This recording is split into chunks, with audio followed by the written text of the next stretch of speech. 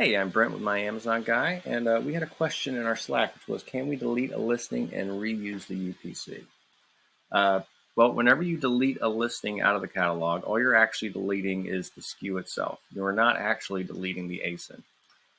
Once you create an ASIN using a UPC number, those things are permanently stored in Amazon's system unless Amazon deletes it themselves.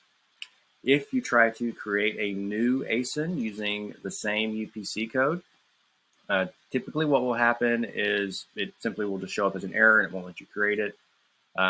But if there is an off chance that it does allow you to create it, I have seen this happen. Eventually, Amazon's system will catch that two ASINs are attached to the same UPC code, and they will merge the ASINs, which can cause problems with FBA and FNSKU confusion, things like that.